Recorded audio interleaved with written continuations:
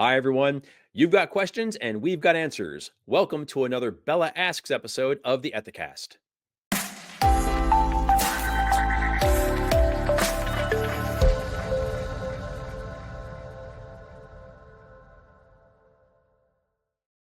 The Business Ethics Leadership Alliance, or BELA, is a global ethics and compliance community that provides exclusive access to helpful data, benchmarking, events, and other resources to advance your ethics and compliance program. And with BELA's concierge service, members can submit any question regarding ethics and compliance, and our internal experts will provide an answer, plus helpful resources with more information. And while we invite everyone watching and listening to join BELA, we also know that there's no competition in compliance. And that's why we're using this program to thematically respond to high level questions from the BELA community for the benefit of E&C teams everywhere.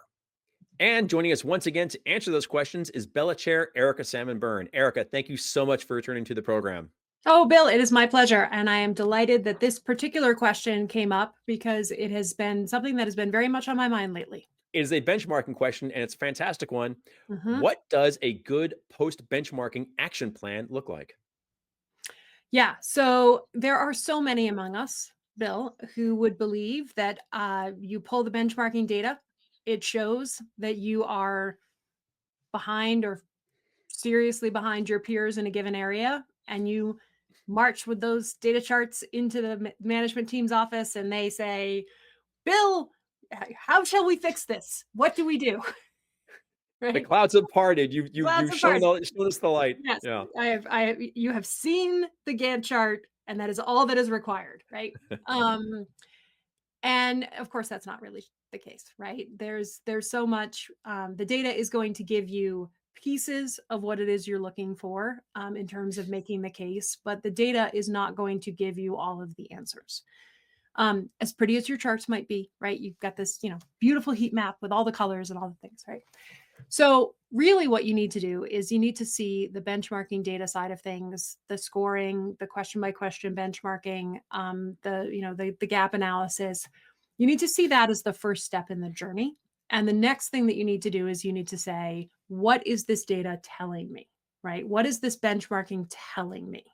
So let's say, hypothetically speaking, that you have done a benchmarking exercise and you have realized that your efforts at training completion rates are significantly behind your peers, right? You don't have a completion incentive in the sense of a punitive exercise, like I get my systems shut off. There's nothing that forces people to complete training. And so your ethics and compliance team spends inordinate amounts of time chasing people, trying to get them to complete their training. If you find yourself in that situation, you might be tempted to go to, pull out a benchmarking piece of information and say, look, 90% of our peers shut off people's access if they don't complete their training. And that might be true. But does that mean that they have a single system that allows them to shut people off? Probably. Maybe you don't, right? Maybe you don't have a management team that is willing to take that kind of a punitive exercise. And so instead, what you need to do is you need to ask yourself, okay, what are the other levers I can pull here? Have I designed training that people don't mind taking? That's always my first question. Anytime you wind up in a situation like this is my training something where I have to threaten to turn off your system's access because you're dreading taking my training so much? Well, maybe I should address that problem first before, before I chase this. So, Yeah. really looking at the data as just the first step in the process, right? It is the data, the benchmarking piece is going to give you a sense of the places where you are farthest off the practices of your peers. And that should be the starting point, not the ending point of the conversation. Then you have to ask yourself, okay, what is this data telling me? What is this data telling me I should try to change? What do I need to make that change possible in the first place? And then you take that data chart and you march into your leadership team's office and you say, this is what the data tells me. This is why I think this matters to us as an organization. This is what I would like to do about it. And this is what I need from you.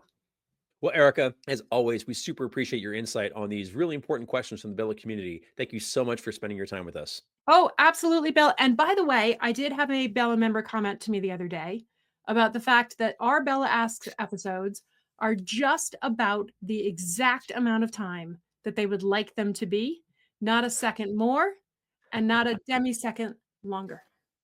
Perfect. Perfect. Well, then I won't say anything more. Thank you so much for joining us. My pleasure. And to all those Bella members out there listening, remember, keep the questions coming so I get to come back and talk to my friend Bill. To learn more about BELA, visit ethisphere.com/BELA to request guest access to the Member Resource Hub and to speak with a BELA Engagement Director. If you have a question that you would like answered on this program, contact the BELA Concierge Service and we'll get to work on it for you.